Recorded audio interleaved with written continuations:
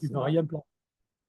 Il ne va rien remplacer du tout. Donc, Vincent Taconnet, vice-président de notre association, qui va nous donner quelques éléments de réflexion pour introduire les travaux de notre Assemblée générale.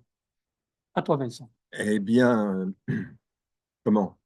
Je dirais que ce qui caractérise Espace Marx, c'est la capacité à vivre, à survivre et aussi à inventer, malgré, comment dirais-je, une opposition totale à son existence, en ce sens que, bien sûr, ceux qui ont adhéré au début des années 2000 ont, pour beaucoup d'entre eux, disparu et que chacun connaît les problèmes rencontrés par les associations et la difficulté de renouvellement. Et évidemment, non seulement Espace Marx euh, a du mal à éviter ces difficultés, mais en plus, sa raison d'être, sa raison de vivre, euh, ne contribue pas à permettre des développements parce qu'il y a un côté apparemment austère, c'est-à-dire que ce qui nous intéresse prioritairement, c'est l'échange, la réflexion, l'invention, la confrontation. Je rappelle les trois infinitifs qui définissent Espace Marx: explorer,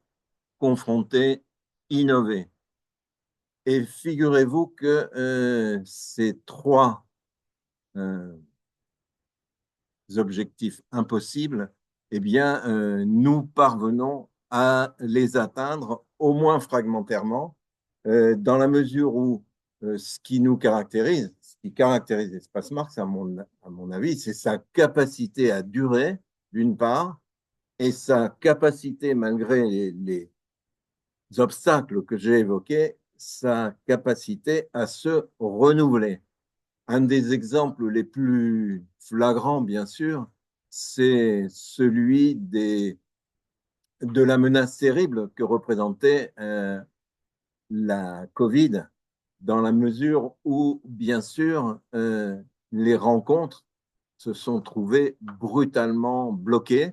mais grâce à l'endroit d'où je parle, grâce aux moyens techniques, grâce aux visioconférences, eh bien, d'une certaine manière, et grâce aussi, bien sûr, à Dominique dans ce domaine, Dominique Belougne, grâce à tout cela, eh bien, nous avons, comme on le dit bêtement,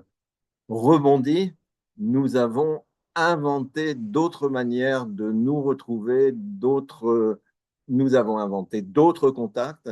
et nous avons gardé aussi, bien sûr, ce qui faisait notre force et notre tradition, c'est-à-dire notre capacité à tisser des liens, même si, bien sûr, il prenait d'autres formes. Et donc, on ne peut que constater le fait que malgré toutes les difficultés, eh bien, par exemple, les rencontres qu'on appelle, pour aller vite, philosophiques, c'est-à-dire actualité de Marx et pensée critique au pluriel, eh bien, ces rencontres non seulement se perpétuent, mais on peut le dire tranquillement, se développent avec des difficultés, mais il y a plus de jours consacrés aux débats et aux échanges sur les grandes questions de notre temps à Espace Marx Bordeaux, Aquitaine, Gironde, que c'était le cas il y a encore quelques années. Donc, de ce point de vue, ce qui pourrait relever de l'extérieur du miracle est évidemment le fruit à la fois d'une obstination conséquente et en même temps d'échanges et du besoin d'échanges qui se perpétue. C'est vrai aussi pour les rencontres ciné, puisqu'on arrive vers les 21e rencontres. C'est vrai aussi pour la polyphonie militante qui à la radio érigée grâce à Jean-Claude Merson et Evelyne Brouzingue, non seulement se développe, mais constitue un archivage absolument extraordinaire de la mémoire ouvrière pour le dire vite, de la région, quoi. Et très franchement, c'est quelque chose qui n'est pas, n'est pas échangeable et ne se retrouve pas ailleurs, même si, bien sûr, nous sommes tout à fait conscients qu'il y a des travaux sur la mémoire et les mémoires qui existent un peu partout et nous nous en félicitons. Et non seulement nous nous en félicitons, mais évidemment, nous avons plaisir et intérêt à avoir des contacts avec toutes ces organisations ou toutes ces institutions qui permettent de garder euh, des contacts et aussi, bien sûr, de, de développer le patrimoine grâce à des apports qui, très souvent, sont laissés de côté. Donc, ce que nous ne pouvons que constater, et je crois que c'est à la fois subjectif et objectif,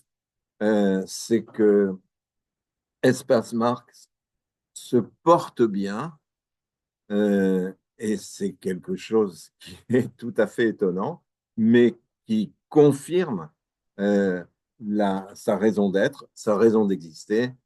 et l'appel que nous faisons à l'aide pour que notre association non seulement se maintienne, mais se développe. Voilà, bon, je m'en tiendrai là et je dois ajouter que, évidemment, je laisse beaucoup d'aspects de côté en évoquant simplement ces deux, trois grandes lignes, mais il est certain, par exemple, que grâce à YouTube, grâce aux rencontres qui ont lieu